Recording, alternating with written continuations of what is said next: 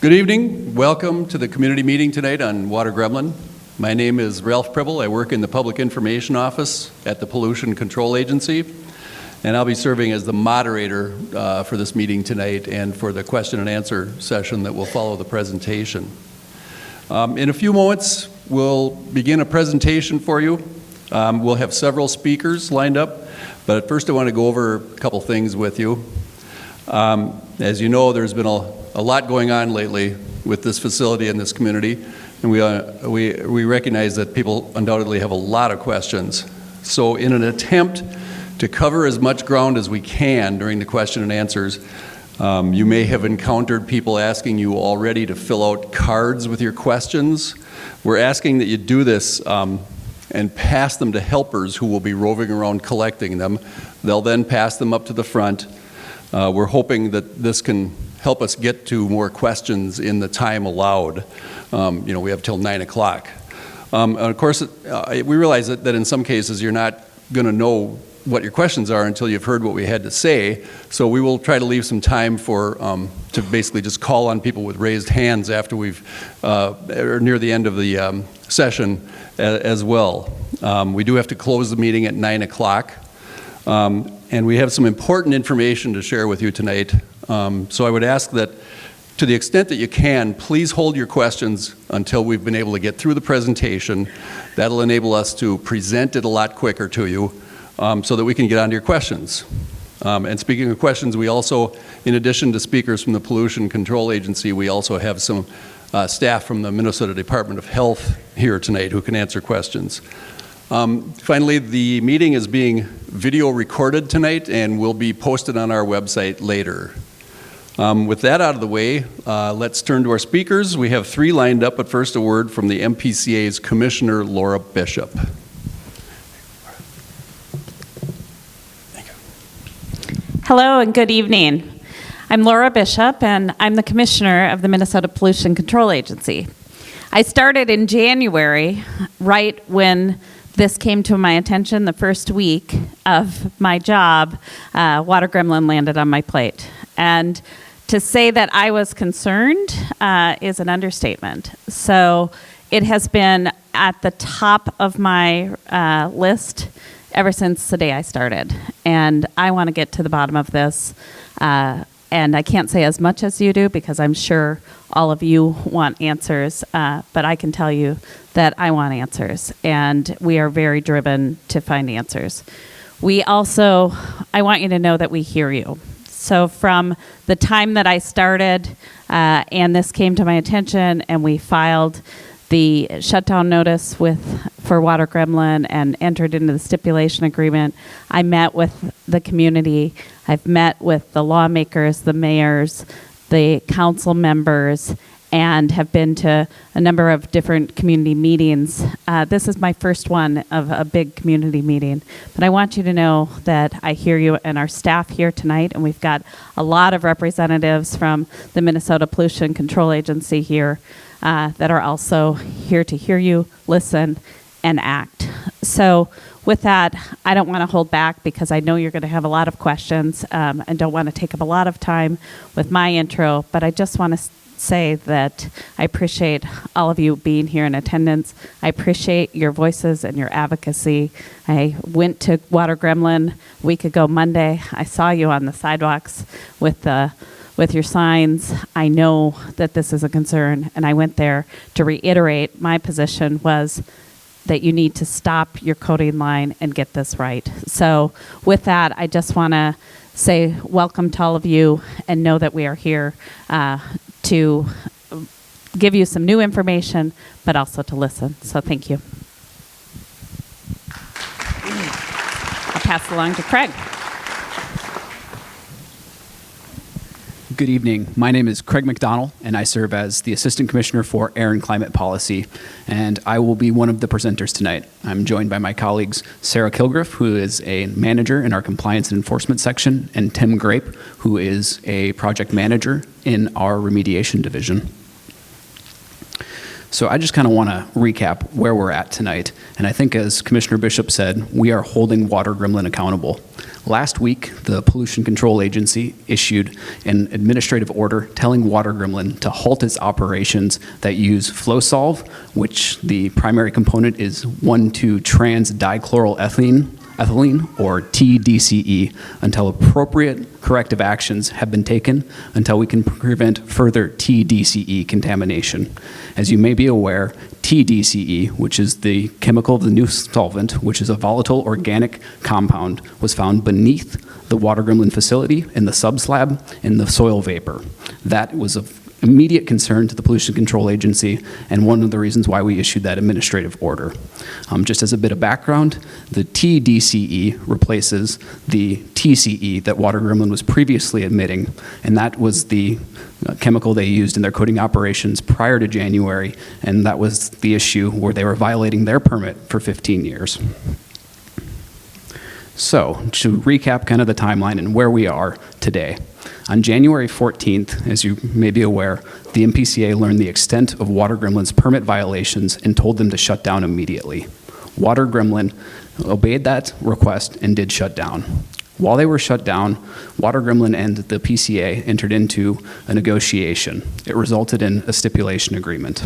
That stipulation agreement provided the parameters under which Water Gremlin would be allowed to operate. There are a couple of different parameters.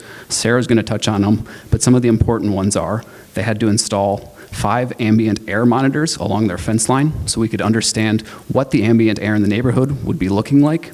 They had to stop using TCE, and they were allowed to use FlowSolve, or TDCE. They had to conduct a site remedial investigation to determine if any contamination was on site, and they had to install and then performance test pollution control equipment. On May 1st, Water Gremlin installed their pollution control equipment, and per the stipulation agreement, they were supposed to test that equipment with a performance test to determine how effective it was on May 30th. Water Gremlin did not test their equipment on May 30th. They asked for 2 extensions of their performance test date, which were granted by the MPCA. We did this to allow them to optimize their performance. They asked for a 3rd request, which was denied. On June 20th, Water Gremlin learned the results of their site remediation investigation. However, we did not receive those results until much later. The performance control test for the pollution control equipment occurred on July 23rd, and Sarah will touch on some of the details of that. Then on July 30th, Water Gremlin submitted the results of its site remediation investigation, which Tim will walk through. These results were of concern for us. As I mentioned before, we found out at that time that there was an ongoing release of TDCE beneath the Water Gremlin facility into the soil vapor. In order to get them to stop this ongoing release as quick as possible, we asked them to shut down on August 14th. The reason we issued a voluntary shutdown request is because that is the quickest way to get the company to stop operations. Water Gremlin did not comply with that request, and on August 23rd, we issued an administrative order forcing them to shut down. And the reason it took a little bit of time between the two is in order to build that legal basis to ensure that they would shut down. With that, I'm going to turn it over to my colleague, Sarah Kilgriff.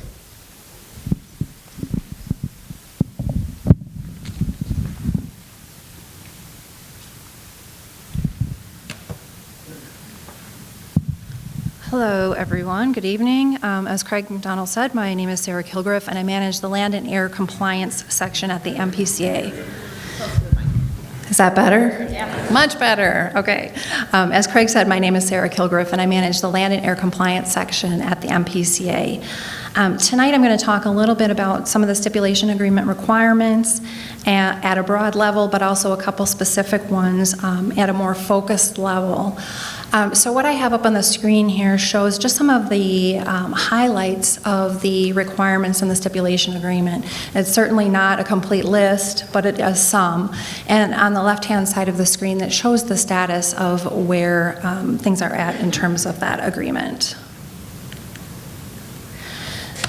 So as some of you might recall, in the stipulation agreement, we did set a temporary short-term limit related to the DCE use at the facility. It's important to note that the 90 ton per year limit, however, has always applied to the facility.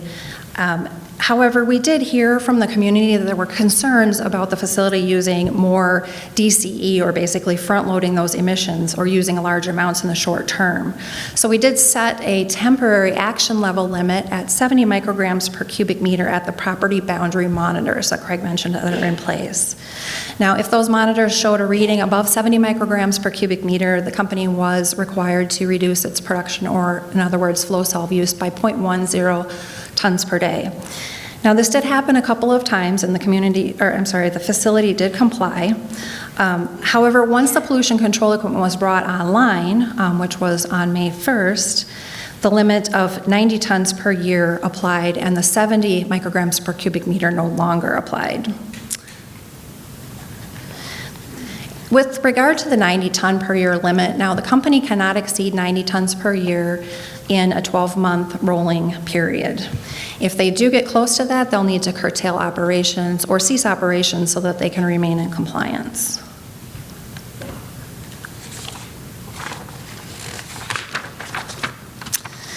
Now, as we just discussed a few moments ago, this graph shows where Water Gremlin is in regards to the 90 ton per year limit of TDCE, or actually all total VOCs. So they're about at 50 tons, and they're about halfway to the 12-month mark. So it's important to note that the 90 ton per year limit is a chronic health benchmark limit. This means that the limit is set to be protective of the most sensitive individuals if they were exposed 24 hours a day, 365 days a year, over an approximate 70-year lifetime. Also, it's important to note that this graph does not reflect any control equipment reductions.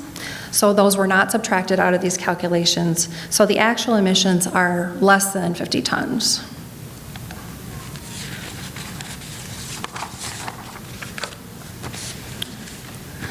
As far as the pollution control equipment is concerned, the expectation was that it would function more efficiently and reduce emissions by a higher percentage. The test results show that the pollution control equipment is capturing about 25% of the emissions, but it's really important to note, still going back to that 90 ton per year limit, regardless of what the pollution control equipment is removing from that exhaust stream, the company is still limited to that 90 tons per year limit. And that is total VOC again. So taking a moment to discuss the current air monitoring, both at the facility and nearby, as Craig had mentioned, the group of the 5 dots towards the bottom there, those are the monitors around the facility. So Water Gremlin's consultant completes that sampling and submits the results of that sampling directly to the MPCA. When we also recently placed 2 MPCA maintained monitors, one at Birch Lake Elementary and one at Columbia Park. We placed these here because we really wanted to sample a broader area to be certain of the overall air quality in the area. We just completed our first round of sampling of these monitors, and the results are very similar to other metro area monitors, meaning we don't have concerns related to these results. We will be continuing to maintain those monitors for a period of 3 months. That's currently what we're looking at. If we do see something of concern, that we will continue with the monitoring. But right now, those monitors at Birch Lake Elementary and Columbia Park are slated for a 3-month monitoring time. Now, the monitors around the facility, they will continue for the foreseeable future. We don't have any limitations on when we will stop requiring that. So I also wanted to give you a quick idea of what the permitting process looks like. When any permit application comes in, we do review that permit application for completeness. I don't represent the permitting program, however, I am speaking for them. We do determine applications are complete, and if applications are deemed complete, then the process of drafting the permit will begin. Now, Water Gremlin has submitted their permit application, and we have began drafting that permit. And once that draft is complete, we will have a 60-day public notice period. Now, our normal public notice period is a 30-day time frame, but we've extended this public notice period 60 days because we want to make sure that we have ample time to hear everyone's concerns and address those concerns. Now, after the comment period is completed, we're aiming for a spring 2020 decision. Now, unfortunately, Water Gremlin has informed us that they may propose a different solvent coating, so this change will potentially delay the permit. And again, we were targeting initially a fall of 2019 or within this time frame, but given that there's possibility of change in that application, it will make it necessary for us to redo work or complete new work, so that will set us back a bit. I think lastly, and most germane to tonight's discussion, is the requirement that Water Gremlin complete an entire investigation of their property. The MPCA didn't feel like the air emissions that were a result of the violations in the stipulation agreement would cause any contamination of the land. But given the company's been operating on this property for so very long, we felt it was really important to check holistically and just ensure that everything around the facility and at the facility was taken care of. The agreement requires that Water Gremlin complete an entire investigation of both surface and subsurface contamination. They also are required to define how much is there and at what magnitude or how much. If contamination is found, the stipulation agreement requires that they clean it up. Unfortunately, when we received the preliminary results from the remedial investigation, they demonstrated that TDCE, the flow-solve product that replaced the TCE, is in the soil vapor beneath the building's concrete slab that it sits upon. And this is really concerning because Water Gremlin has only been using TDCE for a very short time. So it's concerning that it's making its way by some pathway underneath the building. So that was a reason why we asked Water Gremlin to immediately cease. We wanted to stop that right away so that we could figure out where it's coming from, how it's getting there, and how we can remediate or fix that problem. So at this time, I want to turn it over to my colleague in remediation, Tim Grape. Our remediation division handles land contamination and the cleanup process that accompanies that. So he's going to go into a lot more detail with regard to the findings of the remedial investigation.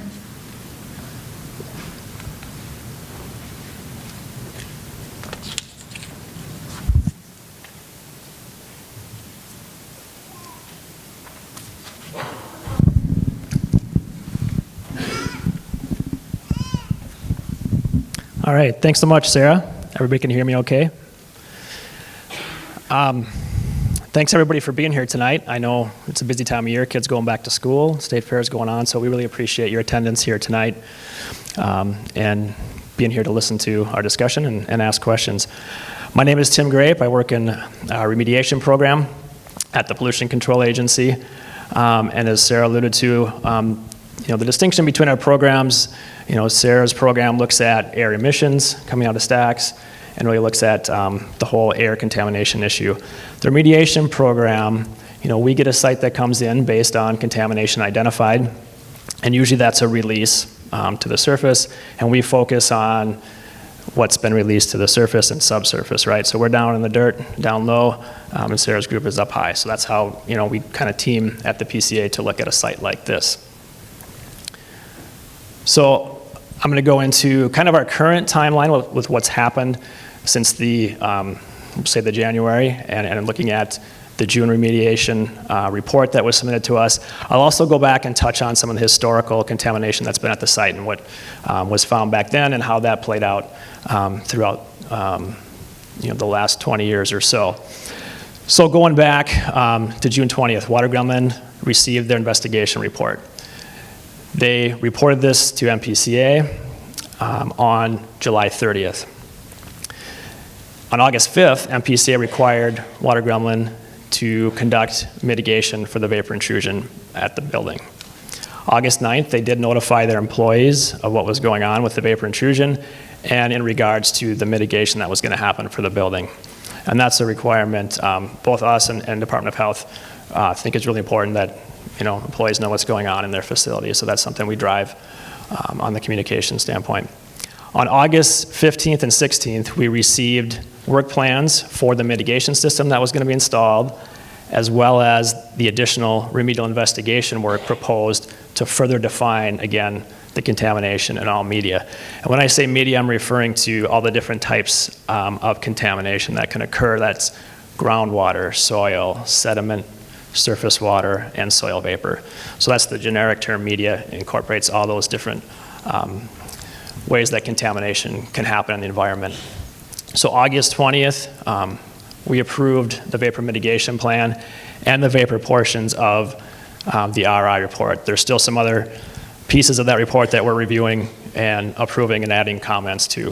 So that's kind of the current timeline that's played out. Oop. I'm going the wrong way there. There we go. Okay, so now I'm going to step back and talk a little bit about the historic contamination that was identified at the site and how that played out through MPCA's program. So 1994, Water Gremlin proposed a building addition. Do I have a pointer here? Yeah, here we go. So this southern part was the building addition, right, back in 94. And they did soil sampling around where that building addition was going. And that's all these dots on here. Those were all soil samples collected and analyzed for lead.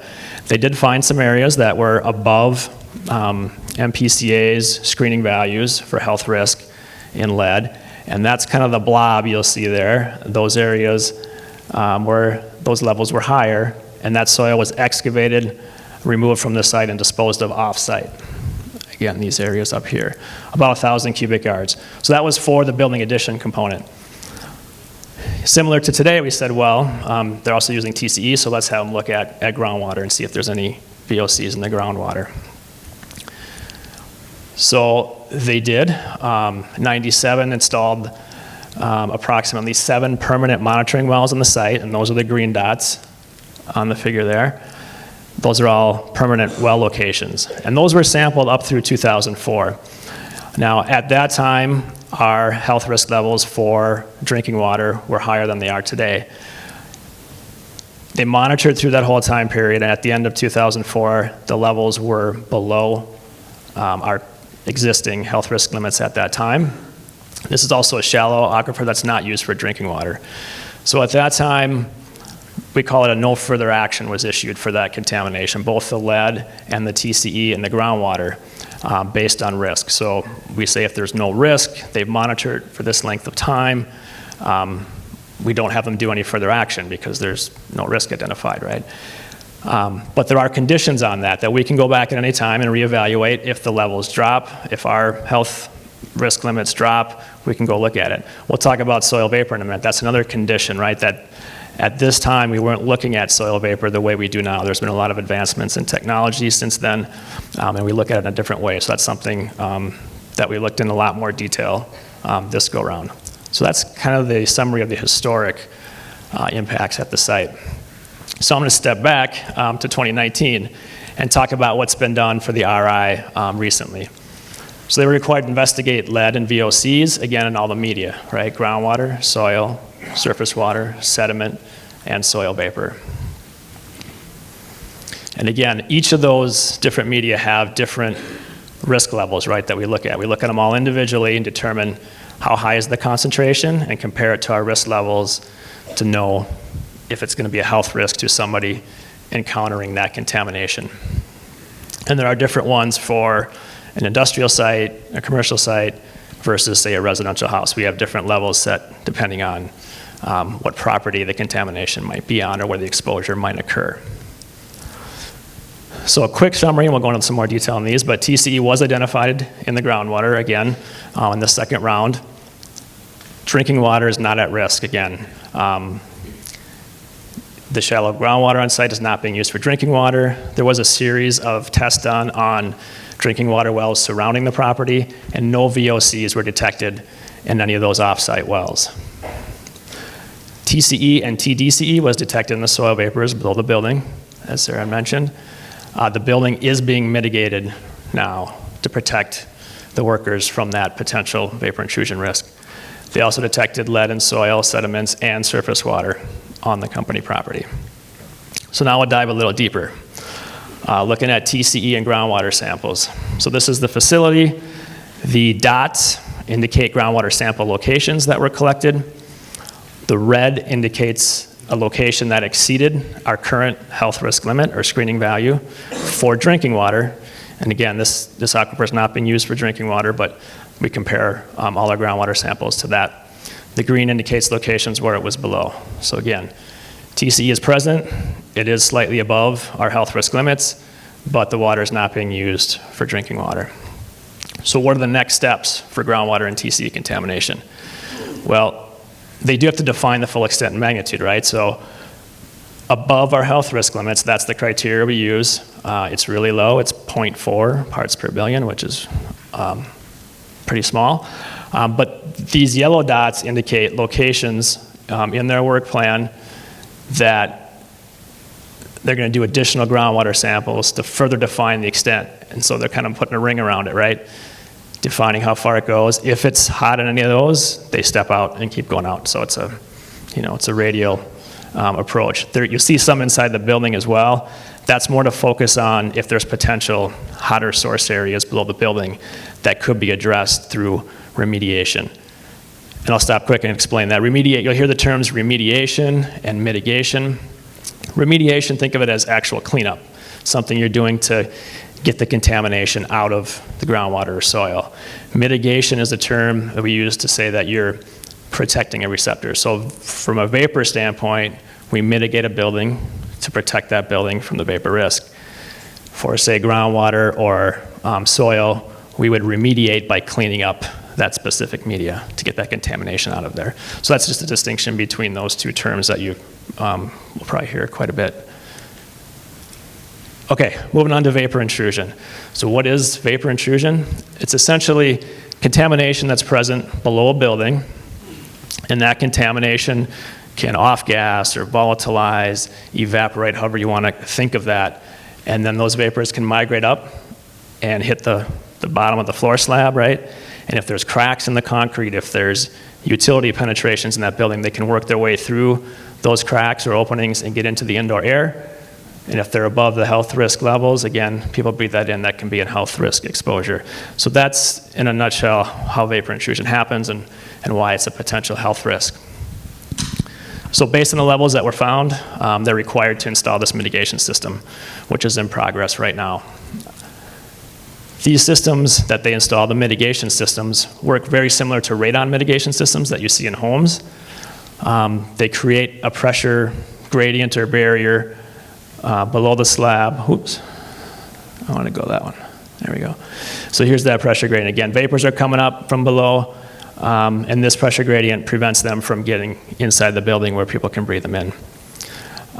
These systems do have, the system that will be installed out here will also have emission capture to basically remove the TCE and TDCE from that system. And that's included if there were any escape from that, that's counted towards their permit for the total 90.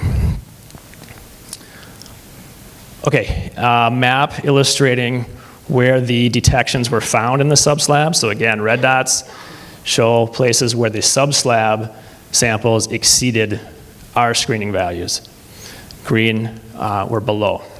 So those are the areas that were initially tested and found to be hot and which are driving the mitigation.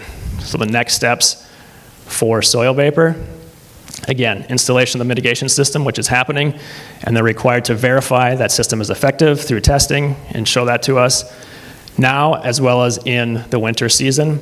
And then there'll also be a long-term operation and maintenance plan for that system. So it's going to be there for a long time, protecting the building from what's below. They also have to further define the extent, right, of the soil vapor impacts, not just within the building footprint, but as far out as it goes. So again, we're going to see, this one's a little more colorful. You got a few orange and a few yellow mixed in there.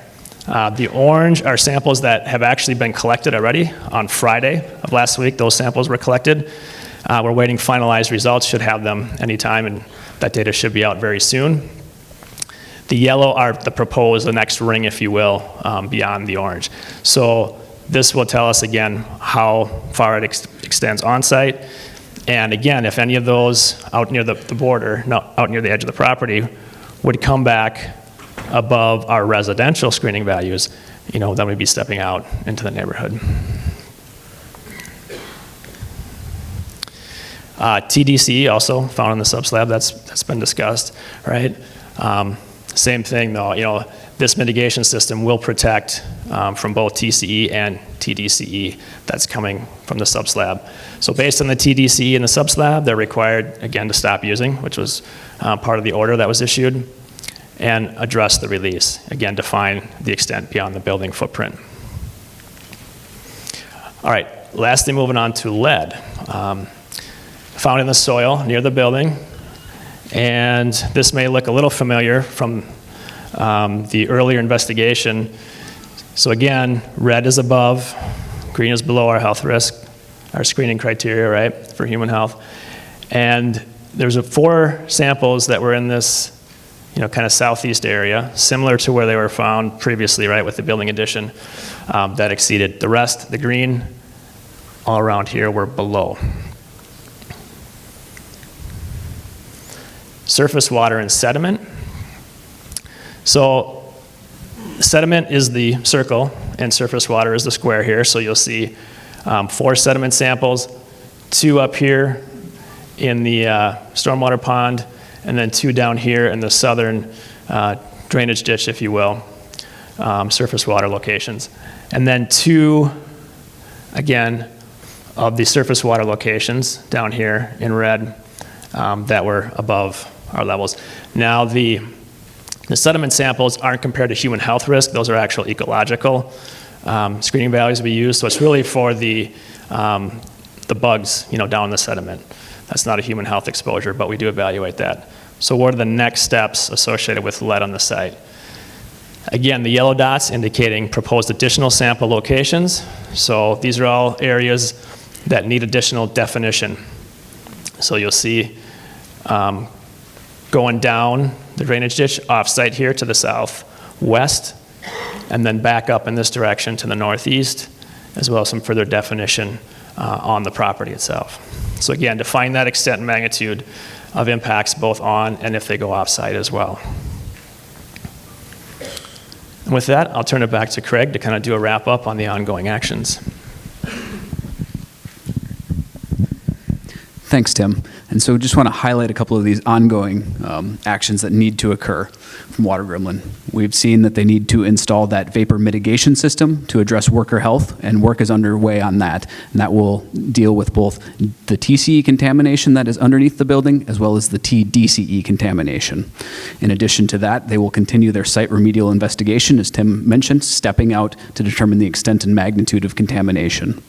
Secondly, Water Gremlin must stop the further TDCE contamination, and as we know, they have been required to cease operations that utilize coating with TDCE in it, and there is, if they are able to restart operations again, and this is part of the administrative order, they need to submit a plan to the Minnesota Pollution Control Agency, have that plan approved by the Minnesota Pollution Control Agency so we can determine that it is effective, and that is one of the issues in the administrative order that would allow Water Gremlin to continue to operate. But currently, they are shut down. They have not submitted that plan. In addition, the Minnesota Pollution Control Agency will also begin monitoring airborne lead levels near the Water Gremlin facility. And this is being done out of an abundance of caution, just to ensure that the airborne lead levels around the community match those with what we expect to see in the metro. So we'll begin monitoring that in the next couple of weeks, and we will have those monitors out for a period of time unless we see anything that requires us to take action.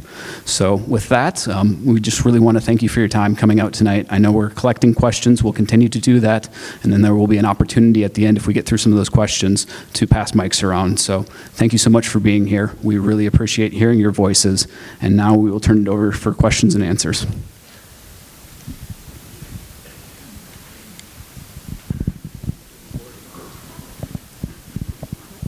Do you want a question and answer? I thought Laura was going to have a closing statement.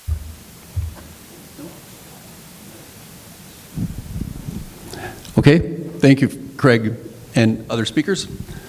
So we are at our question and answer portion here. I appreciate everybody taking the time to fill these out and send them down.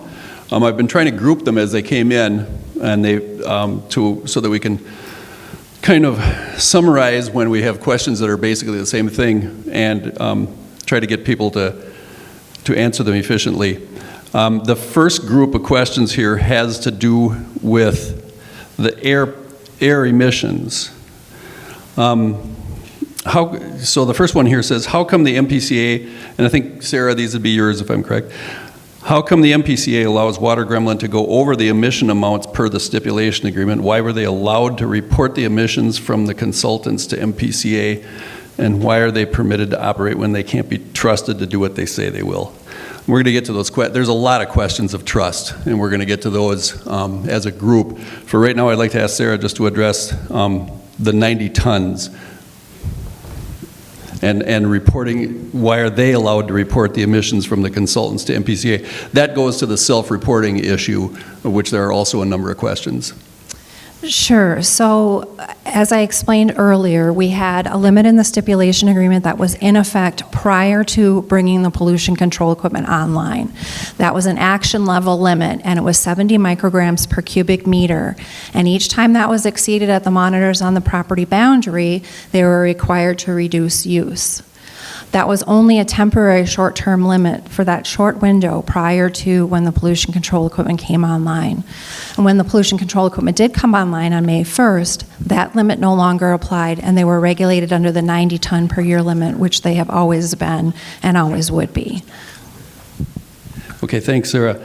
Another questioner says, at current production, I guess this must be looking at the graph, it looks like they will exceed the 90-ton limit by 30 tons if MPCA doesn't shut them down. Why haven't they reduced already? There isn't any necessarily short-term limit, daily, monthly limit. They just have to comply with that 90-ton per year limit. So they will have to curtail or shut down if they do get close or go over that. However, there isn't any other limit in between now and then. So they will have to manage, as many facilities have to manage their production with those limits in mind. You stated the Water Gremlin's been in compliance with the 70 milligram per cubic meter limitation. The graph on your website indicates otherwise, and the penalty and reduced use of Fluosolve was not implemented. So have they explained, perhaps if you could, the 70 microgram limit and the reduction of Fluosolve that was required? Right. So I didn't say that they were in compliance with the 70 microgram per cubic meter limit. What I had said actually was that they had exceeded that a couple of times, and each time that they did, they had to reduce production. So as I said, that was a short-term 70 microgram per cubic meter limit during the time prior to the pollution control equipment coming online. That was at the ambient monitors on the property boundary. That was exceeded a number of times, and they did reduce production. So yes, you're absolutely correct. It is reflected on our website that they did exceed it a number of times. Is there pollution control equipment that can manage TDCE emissions? Why isn't Water Gremlin using it? Are others successfully managing these chemicals, and how do we know that? So facilities use different pollution control equipment depending on what processes they have, and some facilities operate without control equipment at all.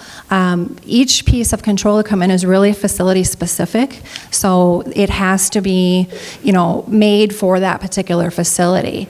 I am not aware of if there's a specific unit that would be just for a TDC alone, but there's a number of different control strategies. So the facility really has to figure out what works for their process and what actually reduces the emissions. And, unfortunately, the piece of equipment that they did install, it didn't really meet the expectations that any of us had for it. But again, it was a more unique piece of equipment, and each facility has different control. They're not all the same. Thanks, Sarah. This questioner would like to see air monitoring continue even through the shutdown for two reasons. One, to determine that all activities at the facility that cause emissions have ceased, and two, to determine if there continues to be fugitive TCE. Yeah. So there are pollutants in our environment. So as we discussed, there's monitors around Water Gremlin. There's also monitors across the whole state. And there are background levels of many different pollutants. It doesn't necessarily mean that there's a health benchmark exceedance.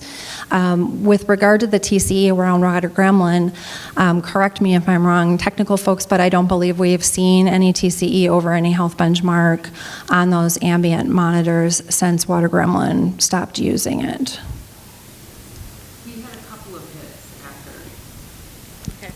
Carrie, can you elaborate and explain who you are, please? Hi, this is Carrie Palmer. I supervise our air modeling unit, and we did have a couple of hits of TCE, especially early on, and I think we maybe had one or so since then, but in general, we haven't been seeing a significant amount of TCE since they quit using it at the facility.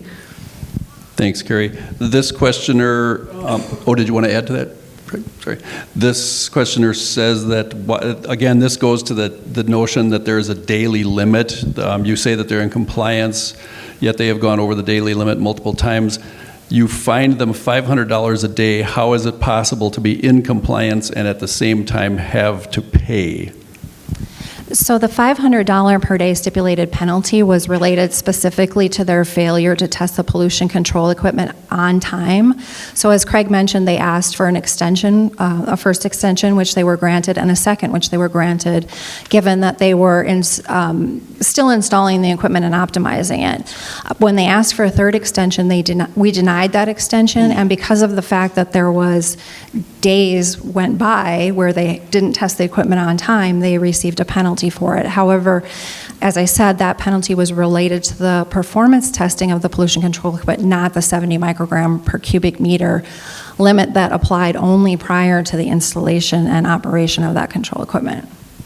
We have a question as to whether there is a legislative solution for the challenges the community faces, and I believe there is one or more legislators who wanted to address that.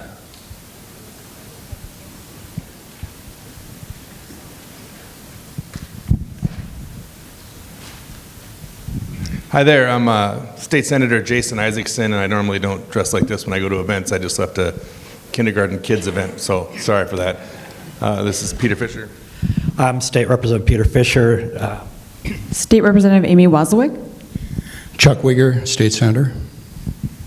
And I'm going to talk a little bit about some of the legislative stuff that we're working on. So we had, originally, when they were still using TCE and they stopped using that, we had a TCE ban that we worked on at the legislature this session to make sure that the same sort of pollution that's happening with TCE in our community isn't happening in other communities across the state. We did pass that in the House. It died in conference committee, but our intention is to bring it back next year. We're in conversations right now with the MPCA. They are monitoring which facilities are using TCE, and so we're finding out that facilities are already starting to transition off of TCE, given the fact that the ban was a possibility from last session. We also worked on some legislation to bring some funding back to the community to address some of the health concerns that we were seeing from people. And as part of the settlement money, to try and get some of that money, we're continuing discussions about how we can make some of that happen, to get something to happen with a health study and to make sure that we're able to get some resources back to the community. We're also talking and having conversations about what we can do to address problems with the regulatory process. So if there are things that we can do to help give the MPCA more tools to make sure this doesn't happen to other communities, to fix some of the issues we're having, that we're discovering now as we go through this process. And I think we're also discussing having some hearings on the issue. So that's something that we may be doing during the interim. We're still in conversations about what that might look like. I don't know if others want to add anything else. Briefly, I hope the Senate steps up and has interim hearings. We did try in the special session as well. The regular session, unfortunately, an agreement was not reached. We did try in special session, the same result. That's not excusable. This is a public health emergency, not only affecting this area, but the whole state. We won't give up.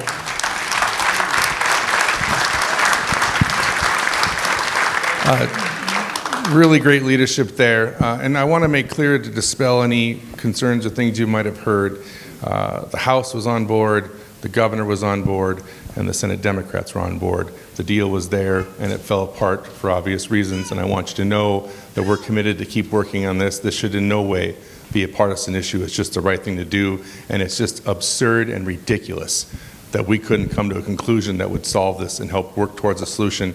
The last thing I'm going to say is that this obviously points towards a larger problem we have with providing MPCA with what they need to be able to do the kind of work we want done to keep our environment safe. And so we need to take a look at that and how we're supporting MPCA and giving what they need from a legislative level so they have the tools they need to be successful.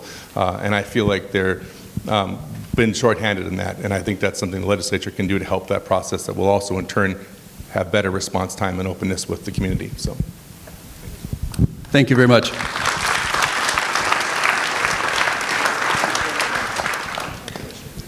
Commissioner Reinhardt? Hi, I'm Ramsey County Commissioner Victoria Reinhardt, and I live a couple blocks from here. Anyhow, I am on one of the 27 people from across the country that are on the Local Government Advisory Council for the EPA, where we provide recommendations directly to the EPA administrator. And I forwarded the news release to Sherry Hastings last week about the fact that we have top 20 chemicals that were on track to be banned at the federal level, and that stopped. Under the current administration, it stopped, and now they have started it up again. And that's through the EPA. And so we need to make sure that they're able to go forward with that, because there are certain chemicals that are clearly shouldn't be in our environment, period. And I think for those of you that saw the WCCO report last night, it shows why we need this done on a federal level. We can do it at the state level, and they will. And they almost got it done. But it really needs to be done on the federal level so that we just don't move the problem someplace else either. They have their top 20 list that needs to be banned. So contact your federal legislators and let them know how much you support that and moving forward. So it's now moving again, and I think part of the reason for that are things like what's happened here, happening in other parts of the country and the state. So keep up the pressure there as well, because ultimately it's a federal response to some of these chemicals that are getting into our environment. Thank you, Commissioner. So get a couple more air questions, and then we'll move on to another group of questions. Why 90 tons a year and not an amount each month?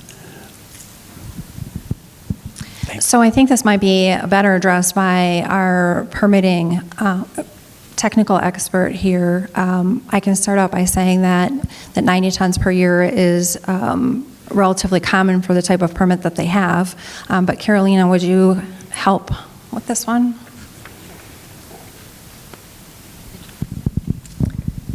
Good evening. My name is Carolina Schott, and I'm supervisor in the Air Quality Permits Program. The 90 tons per year has two reasons to be there.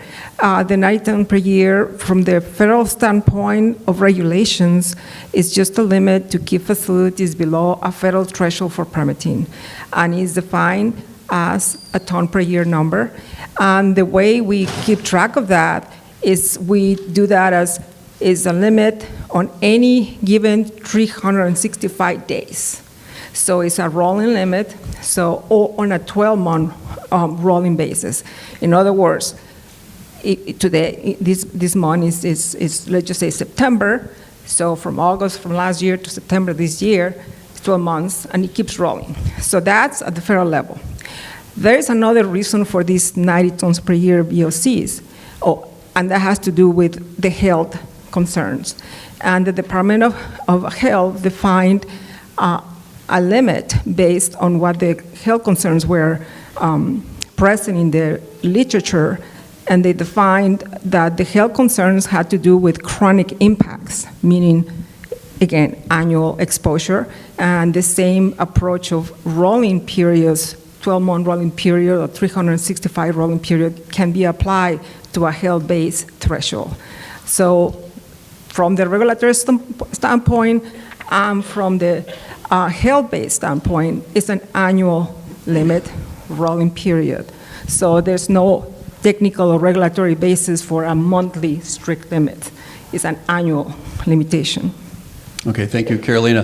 And again, we'll take questions near the end where we'll ask folks to raise their hands who haven't filled out a card yet, but if you do have a question, please, if you can, fill out a card, hand it to one of the folks who are roving around, and they'll bring it up front. Now we are moving into a group of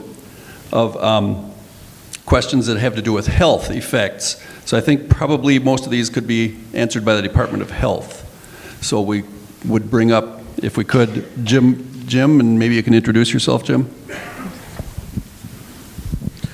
Good evening. I'm Jim Kelly. I'm with the Environmental Health Division at the Minnesota Department of Health, and we've been working with the MPCA staff and with the community with regards to this Water Gremlin situation since it started in January. So we've been doing some of the work to try to understand and better describe some of the health concerns associated with these chemicals.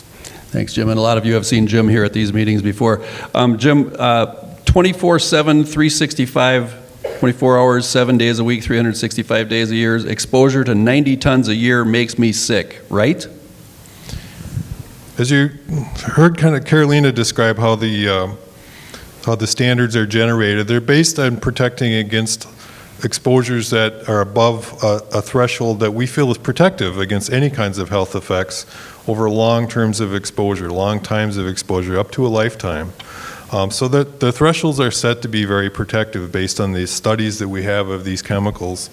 They're intended to protect against health effects being observed in the population. So they're as protective as we can set them based on what our understanding of the health risks of any given chemical is or are. Thanks. Why are we limiting our responses and investigations to this time frame? What about earlier exposures? Our staff at the health department are currently working on what we call a public health assessment, which will look at all the data that we can find essentially regarding the operations of the Water Gremlin facility, the investigations that you heard described here tonight, in an effort to try to put the potential exposures, both past and present, into a context that the community can then take and better learn and understand exactly what has occurred in the past and what's kind of led up to this point. We are working on that document. We hope to have something, a draft of the document available by the end of the year. That will summarize what we understand about TCE emissions in the past, what the levels may have been, the quantities they were using, as well as start to bring in the results of these environmental investigations so that you can understand how people could have been exposed over different time periods in the community. Thanks, Jim. Why are we only talking about DCE and TCE? DCE causes many medical issues also. There are also 5 other chemicals besides these 2. I assume that means being emitted from the plant? Well, I think that could refer to the type of testing, the ambient air monitoring that's done, which can pick up a whole 50 or 60 different chemicals are measured or capable of being measured in those samples. As we move away from the facility, we're likely to pick up other volatile organic chemicals in air samples, and those can be from many, many sources. And they're not uncommon in urban areas that we see things related to burning fuel in our cars, for instance. We're certainly picking those types of chemicals up. So as we get away from the facility, it's harder and harder to tell exactly where it's coming from. We think that the DCE that we're measuring certainly was coming from the Water Gremlin facility. But as we get into other types of chemicals that we're not aware of that are being used at that facility, it's likely they could be coming from other sources or they're just present in the ambient air. Thanks. What does TCE do to human beings at a high level? Worst case scenario. What about fluosolve? And how worried should we be? Trichloroethylene, or TCE, is an industrial chemical that's been very well studied. It has a long history of use in industry. There have been many, many studies done both in test animals as well as, unfortunately, observational studies of workers who worked with this chemical over a long period of time. And then more recently, some studies of communities that could have been exposed to that chemical. With trichloroethylene, which was the solvent that was used historically that the facility stopped using in January, we have a number of different concerns. One is that it's a known human carcinogen. It is related to certain kinds of cancer, liver cancer, non-Hodgkin's lymphoma, for instance. It's also can affect the immune system and the nervous system at high levels of exposure over a long period of time. But one of the concerns that really drives a response to TCE getting into the environment is that it's been shown in some animal studies, not necessarily confirmed in people, but shown to cause certain kinds of heart defects in a developing fetus in test animals. As I said, we've never seen that in human populations, but because development takes place in some similar ways, we're very careful to prevent, wherever possible, the potential for that effect occurring. So those are the main concerns with TCE. In DCE, the concerns are that it's not a carcinogen that has been demonstrated in animal studies. It is, it's with other VOCs, it can affect the nervous system at high levels. It's certainly less toxic than TCE. We wouldn't refer to it as non-toxic, but it's certainly less toxic and less of a concern. And the concern there is with long-term exposure. There aren't the short-term concerns associated with DCE that we have with TCE. So it definitely is a different chemical. It's related, but it is a different chemical. Thanks. Can TDCE or TCE get into drinking water, for instance, private wells or city drinking water, and if so, has any testing been done? Those are good questions, and I'm glad to bring them up and have a chance to address them. Both the emissions of TCE and DCE from the facility were into the ambient air. That was the main concern that we started this issue with in January, was this emission of them into the air. Once TCE is released into the air, it's volatile. It wants to dissipate. It evaporates, and it becomes less and less concentrated, and eventually the sun will break it down. It does not fall out of the air to the soil and infiltrate back into the groundwater. If that was the case, we would see it all over the place, and we're not seeing that in the initial investigations, and I don't believe we're going to see that when the additional investigation work is done.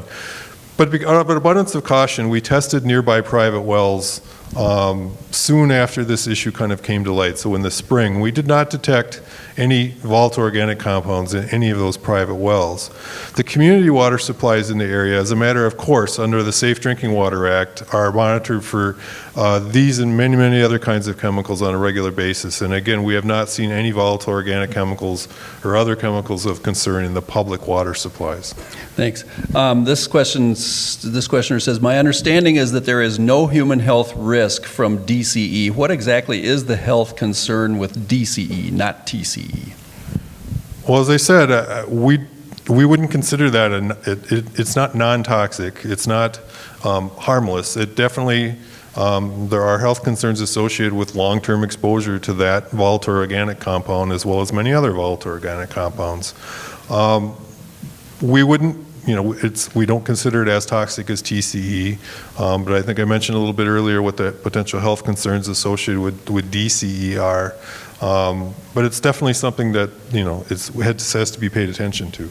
Are you or other state agencies intending to do a health assessment of past and current employees or past and current residents? I think you answered that part earlier.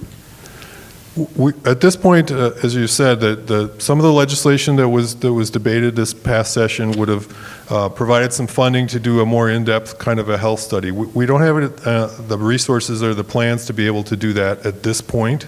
We are following using our cancer reporting system, the Minnesota Cancer Reporting System. We're looking at our birth defects registry, which will tell us if there's anything unusual going on. We're not seeing anything unusual in both of those surveillance systems. We'll continue to look at them, however, as time moves forward. But that's what we can do right now with the tools that we have. Okay. Is all the water and soil in the area of concern in danger? Is the water and soil in danger? And is water in that area safe to cook with and drink? Same with soil. Is it safe to eat the produce? I can definitely say that the water from private wells and from the community water supplies is safe. It's monitored, it's been tested. If there's any evidence that suggests that contamination could be getting to water from what's going to be uncovered, what's going to be found during the investigations that Tim described that are happening on the site, we'll do additional testing if that's what's needed. As I said, these chemicals don't settle out of the air and build up or end up in the soil. So we don't have any concerns about produce, gardening, and those types of things as well. There would be no reason to suspect that those chemicals are lingering in the soil and staying around where they could get into the plants. Here are a couple of questions that are related. Is the air contaminated? For instance, is it in the shower water? And is it true that the chemicals released into the air by Water Gremlin can cause arthritis? There isn't any chemical contamination in the drinking water, so with showering and other activities, there's no exposure there that could occur. With TCE, the contaminant that was used at the facility for many years, it can infect the immune system, and that can play some role in arthritis or other autoimmune diseases. It doesn't mean there's a connection or one causes the other, but it's one of the things that has been observed. Thanks, Jim. That is what I have for now for health questions, but we've been getting questions while we've been answering questions, and we'll get some more. We'll get to hands raised in a timely fashion if we can, sir, but doing the cards is really helping us get a lot of answers out quickly. Now we're in the remediation area. Tim, are there any concerns with in-ground pools, the water in in-ground pools? In-ground pools, good question. And, as Jim alluded to, there's no evidence that there's contamination to the city well or other private wells in the area. So where you would fill your pool from whatever water source, there should be no concerns that that's contaminated and no concerns that anything coming from the air would get into that pool. And the groundwater contact, I assume, is not possible.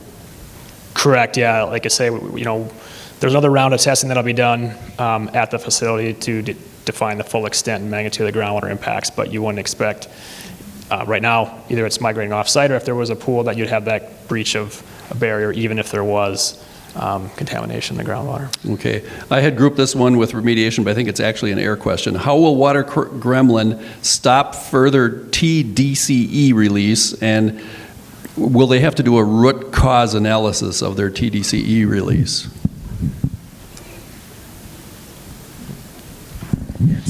So it's kind of a question for the both of us. Sorry, we're just deciding who has the better knowledge base to answer that question. But I can state that the conversations that we have been having with the company are directed at stopping that release. Obviously, the administrative order stopped that release, but they, of course, are wanting to look at ways to prevent that TDCE from making it under their slab, and so they have proposed a number of ideas, but we haven't gotten to a point yet where we'd be approving anything. Thank you. I'm going to have to ask for some help from Alexis and Risica. We got a lot of questions have come in. I can't group them at the same time, and if you could, so far, and we're not trying to limit the questions to these groups, but so far they have fallen into groups of air quality concerns, remediation, health, and then there are a whole lot of them on trust, and we'll get to those. So if you could maybe screen those for that, that'd be helpful. Okay, now remediation. TCE was used at the Army, the TCAP arsenal, I assume, during World War II, the Korean War, and the Vietnam War. A plume of contaminated groundwater moved off-site under parts of Arden Hills, New Brighton, and St. Anthony. The federal government paid for the cleanup and investigation for New Brighton, and is on the hook for the pollution, the federal government, 50 years after the Vietnam War. Who will pay for the next decades? Yeah, the arsenal was a top Superfund site. Perhaps you can explain how this site will be handled in regard to Superfund and RCRA and federal involvement. Yeah, I mean, per Superfund, what we call the term responsible party, right? The person responsible for releasing a contaminant to the environment is essentially on the hook to do the cleanup and pay for that cost. So currently Water Gremlin is the responsible party for this release, and they will be on the hook down the line for all cleanup and remediation costs that make an investigation.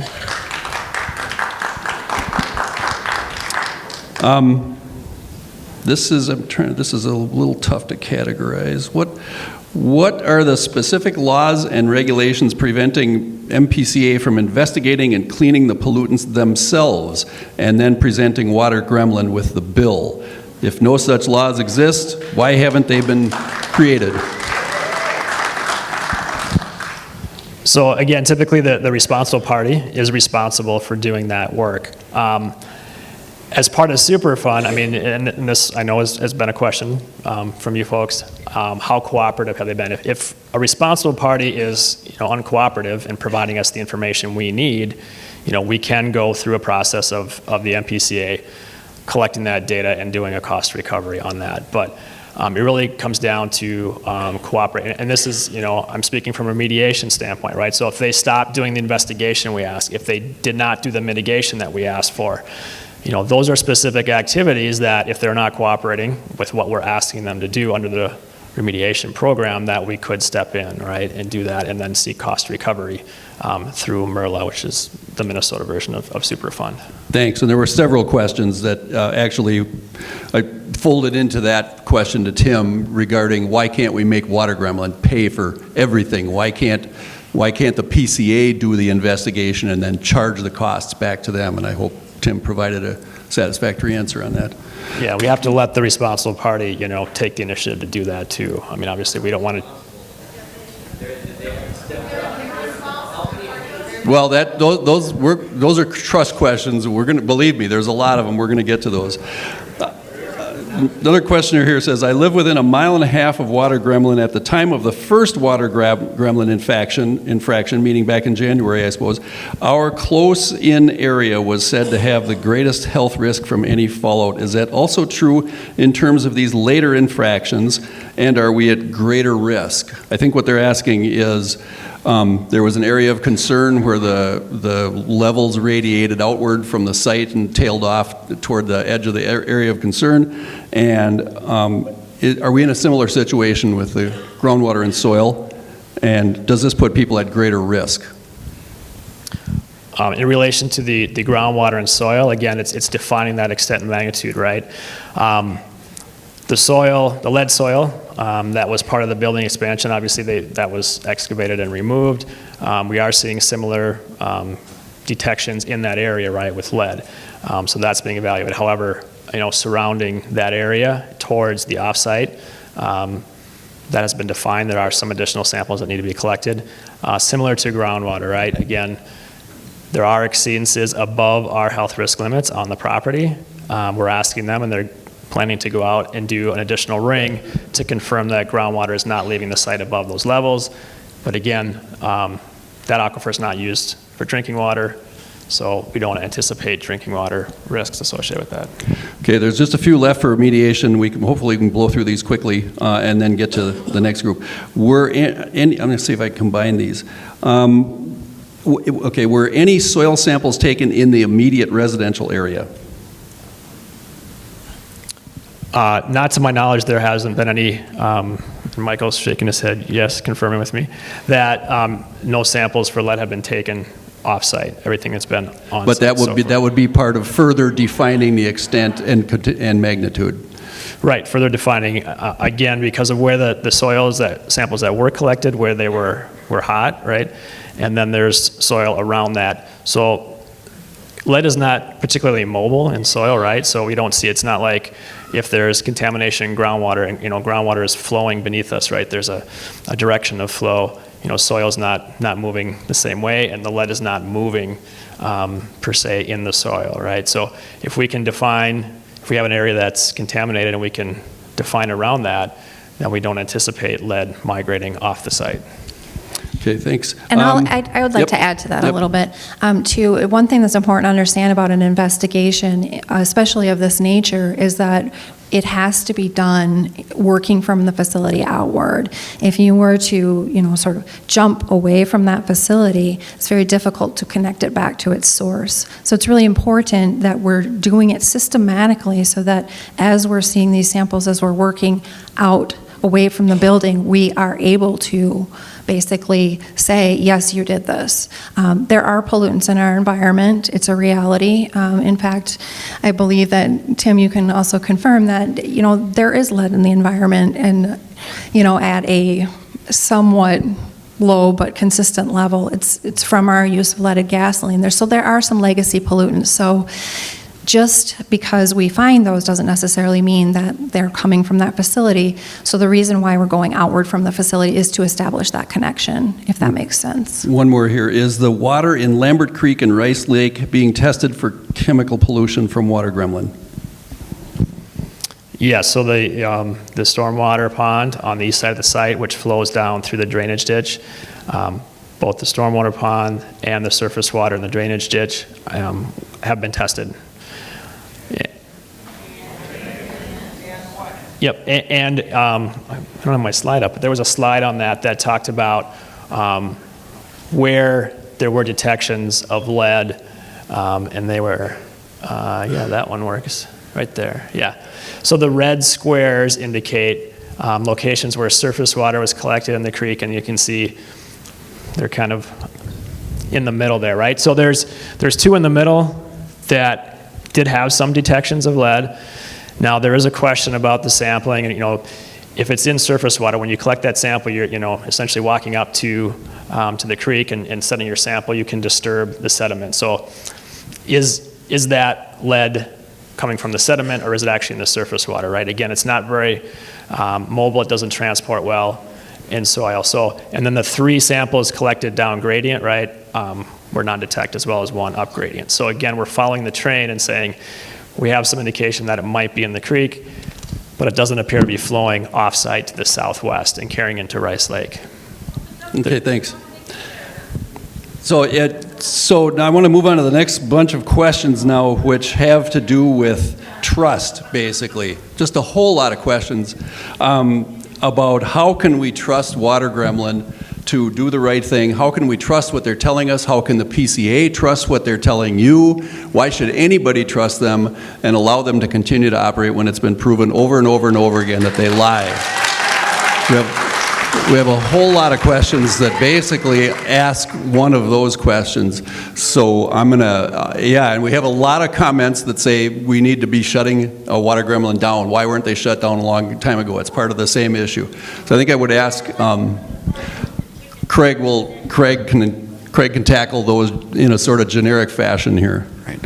Well, I think first and foremost, as we demonstrated through our administrative order, we don't trust Water Gremlin at the moment to do the right thing, so we have to make sure that we have a robust system to monitor what they're doing and expect what they're doing, and that relates to the ongoing TDCE release, right? So we have told them to shut down, to be accountable, and tell that they can submit a plan to us to determine that ongoing release that we approve, we review for effectiveness, and we determine it to be effective. We gave them 2 extensions for the the performance control testing because we shared the same desire they do in one regard, and that's to have effective pollution control equipment. Can we please give Craig a chance to answer the question? Thank you. So, and I understand that. So we're continuing to hold them accountable. There is an opportunity for companies under state and federal law to come into compliance, which is tough for this community to, and I understand that. That's not an answer that anyone here likes. But there is an opportunity for them to come back into compliance, and we have to make sure that everything we do has the legal basis to allow those determinations to make hard decisions like we've done. That was, as I mentioned before, when we issued that administrative order, it was not the quickest route, but it was that route that we could take to build that legal basis to shut them down. And there will be an ongoing opportunity for Water Gremlin under that administrative order to try and come back into compliance. Now, the next decision point that we have is the permit process. As Sarah alluded to in her presentation, Water Gremlin does have the opportunity under state and federal law to submit a permit application for review. We will review that, and under that process, we can build a permit that will ask Water Gremlin to hold everything they can possible, and not even ask, tell them, right? We will say these are the parameters that we need to see in a permit, the ongoing air monitoring. and other things to make sure the pollution control equipment is operating effectively. There's surrogate parameters, so pressure drops and things like that that are technical. So we're going to continue to hold that if Water Gremlin is allowed to operate to make sure that we can do everything. And then we will monitor like we have been doing. They've been submitting daily usage reports of TCE based on what we told them from that stipulation agreement. It will be incredibly stringent. So it's that belt and suspenders model. And if they mess up, we'll hold them accountable as we've been doing. Okay, so this question here, is Water Gremlin going to be allowed to resume coding in Minnesota? And if not, how will you alert other states? That goes to the news story that you undoubtedly, many of you saw last night. And as I mentioned before, there is an opportunity for Water Gremlin to come into compliance, but that's after we've determined whatever they need to do to be effective. We can't control where Water Gremlin may leave the state. All we can do, and what we have done, is we contacted the DNR today, Commissioner Bishop, as well as our program staff, saying, if you have questions about Water Gremlin, we're happy to talk to you about our experience there. And we've seen results from that in the media's reported. But all we're doing is offering our services available. We do not control where Water Gremlin is going to attempt to do business. Okay, thank you.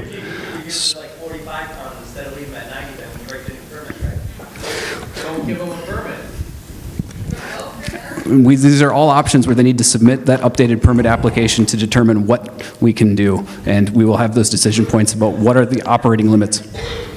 There will be the 60-day comment period, which we would anticipate, robust comment. We have to respond to every single comment that you provide, and as part of the process, we would be glad to come out to meetings in the community about what are the most effective comments. We've done that before, about how you can make your voice heard in this process once again. Okay, there's a couple of specific questions I wanted to get to. We've handled a lot of those trust questions kind of in a group, because they're really, a lot of them get to the same issue. But here's one that somebody wonders about the air emissions. Please explain your concern about all emissions not being routed through the stack. With that, I think I'd probably ask Jeff Smith to come on up. What was that? Say it again. More time How can please explain the MPCA's concern about perhaps not all emissions are being routed through the stack? Good evening. My name is Jeff Smith. I'm the director of the Industrial Division at the Pollution Control Agency. Permits that we issue oftentimes have a number of emission sources. There can be a main stack. Yes, that's the case. There can be some other stacks. It's our job as the permitting authority to review that information, look at all those emission sources in those stacks, and set the appropriate limits. Now, there's also, in many situations, there also are some other sources that are often determined to be insignificant sources of emissions. That must also be reported to the agency, and then based on our determination of how insignificant they are, we may set limits and make them either route those to the stack or consider those in how that permit filing looks. I think the basis for this question is actually around the emission of TDCE through the pad and out through the bottom of the building and then out into the community that way. That's part of our investigation right now. That emission from inside the building through the pad and into the crawl space, that soil vapor area below the building, that is not allowed. That was one of the reasons why we issued the order for them to shut down, because that is one, it was not revealed to us as the permitting agency, and two, it's not allowed under the Clean Air Act. So we'll need to fully understand that and have a understanding about both the emission sources, the quantities, and they need to prevent that before they'll start up again. So that's the heat of that. I won't speak to their intent. The question was, are they actively circumventing the stack? And I would like to ask audience members, please, let's follow an orderly process for questions here. But let's answer that one. Yeah. So we don't know what their intent was. It is sometimes common that will occur, but they should have reported that to us, and they did not. So that's why we're taking the action we are. All right, we have a question here. This person asks that they had heard that there is a proposal to expand the facility by 30,000 square feet, and they wonder what kind of permitting. Well, it wouldn't be MPCA permitting. Perhaps you could talk about that, Craig. Or Jeff? Yeah. Yeah, we've heard over the last few months, and I think even before that, Sarah, correct me if I'm wrong, that they have talked about expanding the facility. We've seen nothing in writing. Because of this current activity, as far as we know, that expansion plan was ended. Ralph, can I jump in for 1 second? Yeah, I think what we're hearing from the community is that they'd like some time to ask some more questions. Yep. We've got time planned for that. We were going to allow the last 15 minutes, and there's 10 minutes to go. Should we do it now? All right. And I would like to call on hands, please, and not just shout out your questions, please. Yes, sir. Yes, sir. Can we walk the mic around? Yeah, we'll walk mics around. We'll have roving mics as well. Hi, I have a question about the off-premise air samplers. Right now, Water Gremlin's not in coating production. Can we pause that 90-day timer in conjunction with the time that they're shut down from using the coating process, so we get a full 90 days of observation while they're using the coating procedures? We need a mic for Craig. Can we get our roving mics into play here, please? I think this is one of them. That is something, Lynn, we can definitely take under consideration. We have, it's our decision, but that makes a good point that we can determine how long that, that 90 days of rolling data is something we can take under consideration. Not going to promise it right now, but it's definitely something we can take under consideration. Question over there.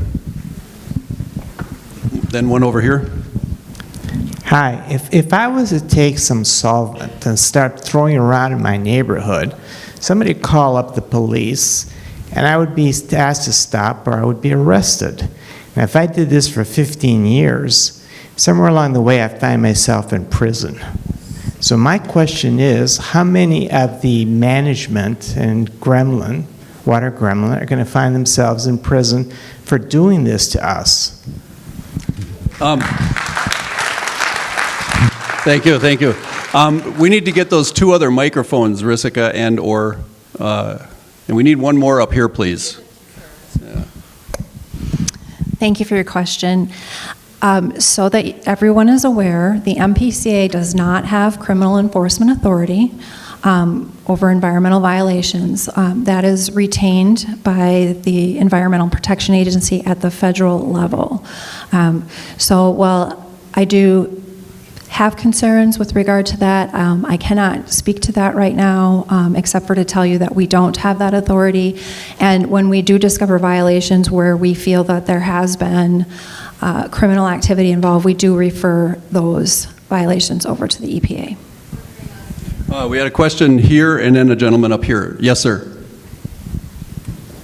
My question is, I think I heard from the Department of Health that the chemicals go directly in the air. And I don't need that on the ring. We can repeat it. So, I heard from the Department of Health that said that the emissions go up in the air and it doesn't touch the ground, we have nothing to worry about. But then MCAP, PA, whatever, they said that the stuff is in the ground, and that's kind of contradicting, isn't it? Difference between air emissions and chemicals. Well, air deposition versus release, I guess, is a question. Yeah, great question, because it seems like it's contradicting, right? Well, two different sources, right? There can be, emissions that go up in the air, and that does generally dissipate. If there's a release, say TCE in the liquid form is maybe spilled within the facility and migrates down through the floor slab, or whether it's spilled outside the facility when they're transferring drums, that's a typical mechanism for that to get into the soil and groundwater and create the soil vapor issues, right? So there's different release points, if you will, for how that contamination can get into the environment and then how it acts once it's there. Okay, so Jet? then it is in the water supply and it is flowing there because we saw like 3 or 4 markers on your example and it is. Did everybody hear the question? It's about is the contamination in the ground moving? And then that's fine. You already said that. You got that out there. But the other question is, Department of Health said that they know of nobody experiencing health conditions like cancer and everything else, but there's a bunch of people in White Bear Lake that have cancerous issues, have reported them, and he was saying that there's been no report. So I'm confused about that also. Jim? Again, Jim Kelly with the Department of Health. No, I think I didn't state that. What I've stated is that we haven't seen anything unusual in the rates of cancers. That's not to say that this community isn't experiencing cases of cancer. Of course it is.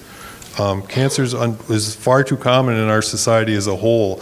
What I'm saying is we're not seeing anything unusual in this community that we don't see in other communities, and we don't see anything unusual in the rates of the cancers that we most typically associate with TCE. That's based on the data we have looking backwards. We need to keep looking at that moving forwards. Risica, questioner back here. My question is out of concern for Water Gremlin's workers. Are Water Gremlin's workers provided with the protective equipment while the building's mitigation system is being installed? I don't know if anybody here has an answer, since that's... So workplace exposures to chemicals are regulated by a different agency in our state, and companies are required to educate their employees about their potential exposures in the workplace. We've been concerned about workplace exposures to lead in the past, and our local public health agency, St. Paul Ramsey County, has been working with them to try to reduce exposures to lead amongst the workers. Right now that they've ceased the coating lines, there isn't any solvents getting into the building for the workers to be exposed to. And hopefully, if they are going to continue operating, the improvements that they'll need to make in order to do so will further protect the workers from exposure to these solvents as well. Thanks, Jim. We have a question up there, then one over here, then one there. Yes, Risica. All right, 3 quick questions. Number 1, what's happening with the fish? Because there's fish in that creek. I've seen them. What's happening with the waterfowl, ducks, geese? That's covered federally. 3rd question, what are the specific dates of the extensions, and how long were the extensions for? What, talk wildlife first? Well, in terms of wildlife or fish, I think the criteria that are going to be used to evaluate any data that are collected are designed to be protective of fish and with regards to contaminants, getting into the microorganisms that would live there, the insects that might live there that would be food for the fish. So that will be looked at as a way of that investigation. The same with waterfowl, although we would know less about waterfowl, and they wouldn't be resident there certainly during the full course of the year. And your 3rd question... What was the 3rd one again? The dates of the extensions. Yes, and I apologize. We can certainly get those dates to you. I don't have the paperwork right now to name the specific dates. We have a lady who's been waiting over here, and then there's one over here, and then this lady in the middle here, if somebody could get a mic to her soon, and the gentleman behind her as well. So the 70 microgram per cubic meter was eliminated because new equipment was installed. That's my understanding. Why would that limit change or be no longer needed just because new equipment was installed? Obviously, that limit was set forth because it provided a safety parameter for the community.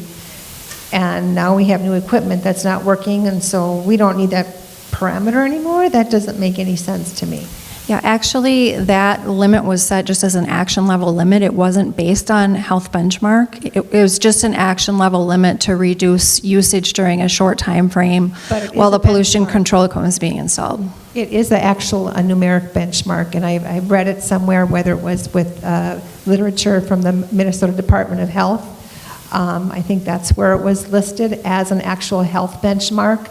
So it should be implemented, and furthermore, in your stipulation agreement, it does not say anything about how that value would be eliminated once new equipment was put into place. So I think you guys have a very liberal interpretation of a legal contract known as your stipulation agreement. Thank you, thank you. I will just address that, and I think that is one of the areas where we implemented that action value to attempt to address concerns that we knew the community would have, and we didn't have some of the clarifying language there about when that would apply and when it would not.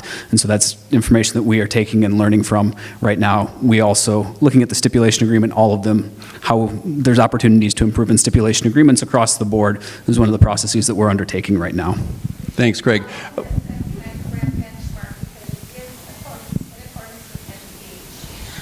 Yes, I understand that, and I'll just say I heard what you said about it being a health benchmark. It is true, you're absolutely correct. It is a health benchmark. It is a chronic health benchmark, long-term.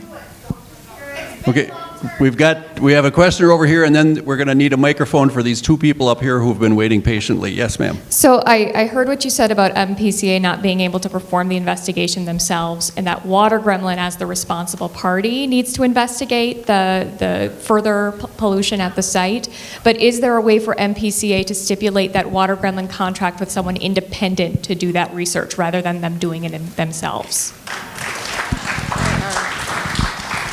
They do hire a private consultant to do that work. So the sampling that's done and the reporting that's done is through a private consulting firm that does that work. So it's not their staff doing the actual work. And that's... Yes. Yep. We have two questioners up here and then a gentleman over here. It appears that Water Gremlin is in the process of trying to move their plating operation over to Wisconsin, over to Hudson. So what are you doing to work with the Hudson PCA and Health Department to try to keep a curb on this? Besides that, the wind blows back into Minnesota. So obviously we don't control where businesses get to choose to locate. That being said, we did place calls at the staff level, and Commissioner Bishop also notified her counterpart in Wisconsin that there was a media story reported about this, and if they had any questions related to what's happened in Minnesota, we're open to chat. And we would provide them the same information that we would provide you all if they asked the questions, and that's how we'd respond. Gentleman in the blue shirt and then over here with the green shirt. Yes, couple questions. What weight does this administrative order carry? And number two, have we confirmed that the Water Gremlin has shut down its solvent-based operations? So the administrative order carries the weight of law. It would be there, and it would be something that would be adjudicated through a court system. We have been on site. We have determined that Water Gremlin has halted its DCE coating operations as well. And the second part of the question? Was that answered? Okay, then Jessica.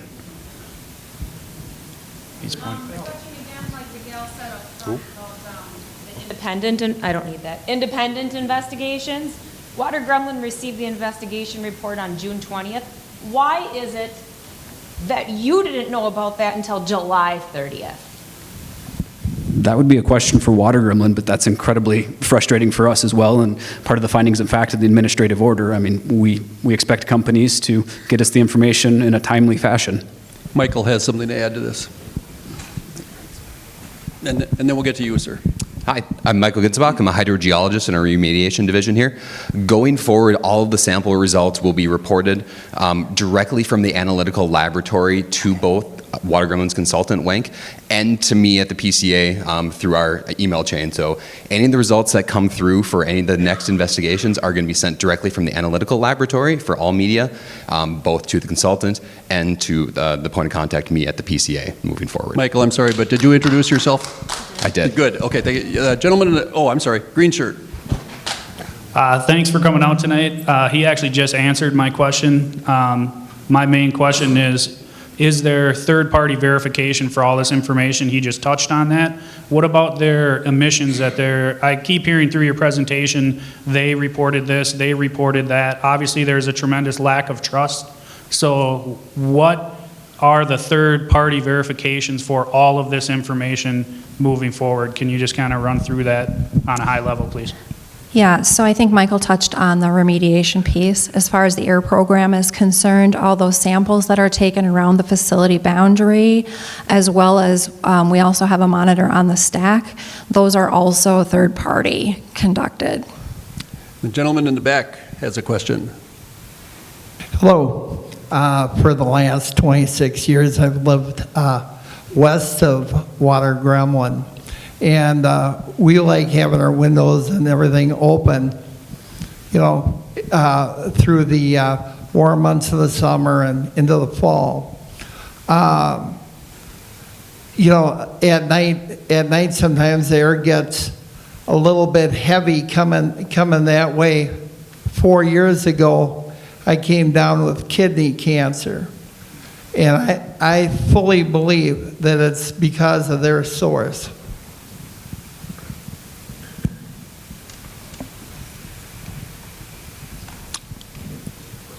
I don't, you want to try that, Jim? I appreciate you coming out tonight and sharing that story, and I'm sorry for what you've gone through. Whether we can say for sure it came from the facility or not, I can't. But I can't say it couldn't have been related to that.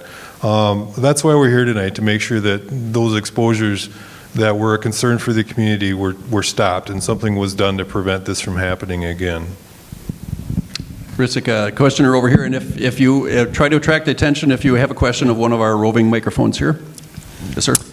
I just want to say thank you to all of you, MPCA, for coming out and having this meeting. You can see, certainly this is of great attention to everyone in this audience here. And my request would be is as this project process moves forward, would you please consider doing an additional follow-up meeting at some later date?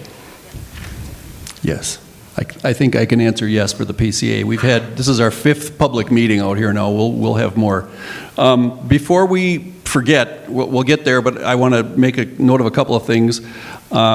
First of all is that if you are not already on our mailing list to receive notifications of meetings like this one, press releases, other developments, there is a sign-up sheet out by the front door for you to be added to it using your email address. So if you're not already on our list, you probably should be. Please add your name. The other thing is the Health Department also wants to remind you, as do we, that there is an email box and a phone voicemail box that you can use anytime to ask questions of either the MPCA or the EPA. I don't have it at my fingertips, but it's on our website.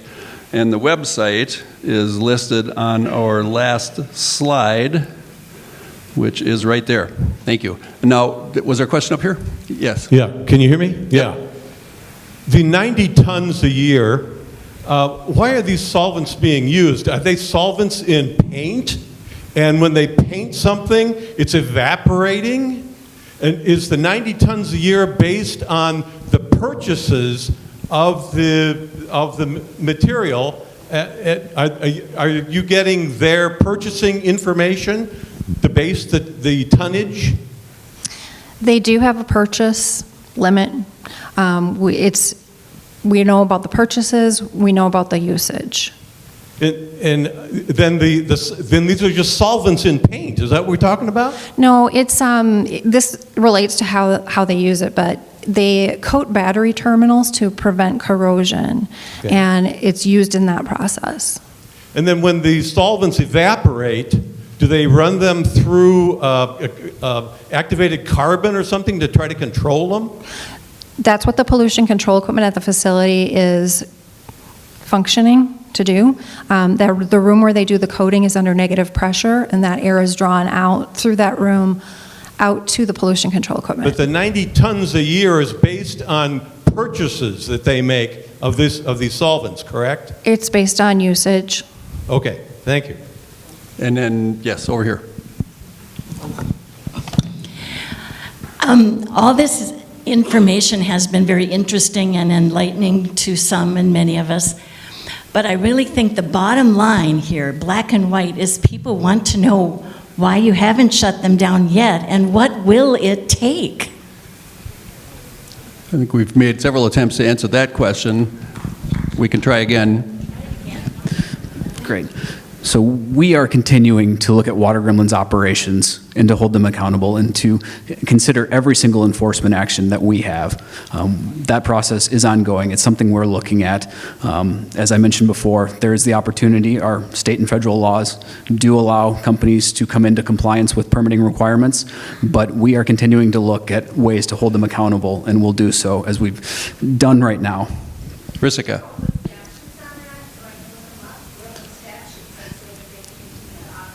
We'd be happy to have that conversation at a later time. Statutes are statutory authority. We have somebody up here who's been waiting to ask a question with the microphone, please. Hi, I don't know if I missed this, but like I live over by Health Partners, which is right on 96 there. But like I walk around the neighborhood all the time, and I have for years. How concerned should I be with the quality of the air and the chemicals? Jim. I think it's fair to say now that the facilities, it stopped emitting this chemical into the air, and then even when it was emitting it You know, there will be controls. If they continue to operate, there'll be very strict controls that would keep the levels from being at levels of health concern. Our concern in the past with the TC emissions is that they weren't controlled, and levels could have been above our health benchmarks for many, many years, as has been pointed out here tonight. At this time, though, the facility is not emitting those chemicals, so there's no exposure going on to the chemicals from the facility in the ambient air and the air when you're out walking around. We've got one here, then one there, and we'll need a microphone down here. Yes, Alexis. Vern Hall. I lived here since '89. I grew up in the shadow of the Arsenal, right across Old Highway 8. You know, it was always a fixture there. It's disturbing that, you know, it was so polluted and the pollution reached all around the whole entire community. I might remind people that it took Miles Lord and a big fight to close down the taconite tailings that were running into Lake Superior for several decades. So I would hope that we act a little sooner than it took to shut down reserve mining. Thank you, sir. Question over here, Riska, with your mic, and then we'll need a mic down front here. We talked a lot about the fishing lure facility. What about the battery facility? They're one in the same facility, so they do both processes in the same facility. I didn't really see that on the map, the battery facility. Yeah, it's really under the same roof. There's one side of the building that does the lead process of making the sinkers, and then there's one room, one main room where they do the coating. So it's all in the same building. Alexis. The one question that I think everyone needs to know is, you guys are like saying all the correct answers and it's all political correct, it seems like, and everything. But the real question is what's going to stop them from doubling production like they did before? You guys were on them before. They double production, they ramp up production, and they do all these things, and they're still in business, and we're saying that they can still get a permit, they can still do all these things. And I think the one individual over there asked the same question. Like, how much can they do before you will shut them down? I mean, can they just, ramp up to 190 tons a year, get $1 million fine or $4 million, pay the fine? Because they make a considerable amount of money per year. So you fine them $4 million, they'll keep on paying that each year. So I think what everyone wants to know is, at what point will you shut them down? We've tried to answer that question several times. We can give it one more shot. Then we've got one more question over here, and then we are at our time limit. So there are 2 points to that in addition to the points I've already made. One is the 90-ton limit that we have. Remember, they are shut down currently, but that 90-ton limit is something they cannot exceed for their VOC emissions on the 12-month sum. So they can't. Right, their permit would also include a limit like that. We would build in that 90 tons to that. Additionally, they are reporting their daily usage of FlowSolve, and that is at the 0.9 tons per the stipulation agreement. So we're monitoring their daily maximum usage rates as well as that annual rate. And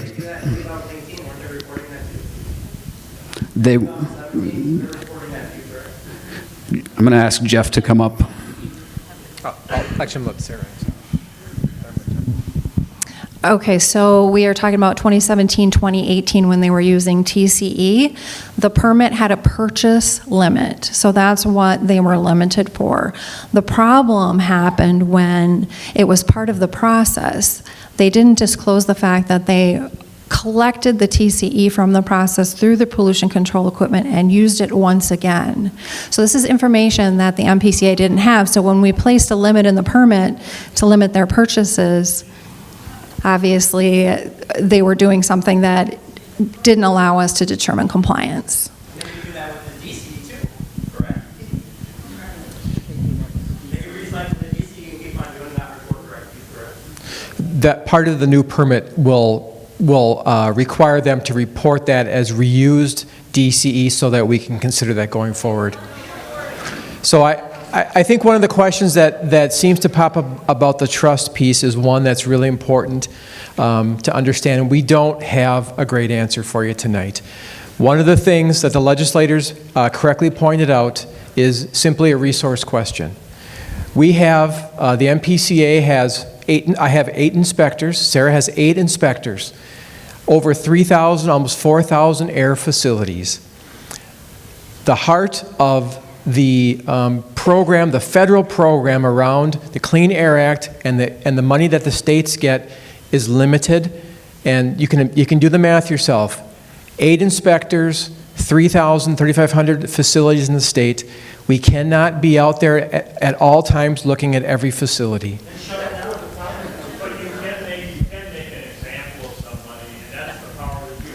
Yep. Well, that's right. So when we discover noncompliance, like we discovered here, we gave them the second biggest fine that we've ever given to a facility, both because of the length of time that they did not tell us the truth, they did not self-report. That is, and you guys, if you've been to the previous public meetings, you've heard me say, self-reporting is the cornerstone, whether we like it or not, and I know we don't like it, but self-reporting is the cornerstone of how the nation's environmental laws work. When they don't follow that, when they don't self-report, like Water Gremlin did not self-report to us for many, many years, we have to hit them hard. We have to set that example. We have the deterrent effect of a large penalty that we levied against Water Gremlin because of that noncompliance. The part 2 of that question is once they've paid the penalty, if we issue the permit again because they're showing compliance, part of our follow-up with those companies is that we write to them the hardest permit. We put belt and suspenders. We will inspect them more than we have in the past. We have been out to Water Gremlin more than any other facility in the last 6 months that I can think of. And Jennifer Carlson, our inspector, is here tonight. She has been there every couple of weeks, checking and double checking. This is what we do going forward when facilities do not do the right thing. And it's not a great story, I know, on the heels of what's happened here, but I want you to understand that most of the companies, over 95% of the companies in Minnesota do it right. They want to do it right because they care about the public, they care about the people. Thank you, Jeff. Not all of them do that. But we are committed to making sure that going forward, we write a very, very strict permit and that we are double-checking their work by doing more regular inspections with those facilities. We are at time. We've got one more question, and then I want to remind people that we will be able to continue these discussions out back, but we do have to be out of the building soon. Go ahead, sir. I brought this up at previous meetings that there are elementary schools in the area, and my kids went to Birch Lake, and we live in the contaminated area. And this is, I guess, a question for the legislators here. Has there been any attempt or progress in trying to set up funds for kids that 10, 20 years from now have a higher rate of cancer, or just people who live in the area, because it can take a long time for this stuff to develop? Has there been any attempt to set that up or progress in that? And is there any way you guys can, you've done the second largest fine, let's do it again, and let's get that money and put it into a fund for these people that are going to get sick? Okay, thank you for your comment. Thanks again for everybody coming out tonight. We do have to end. We'll stick around as long as we can until they throw us out in the lobby out here.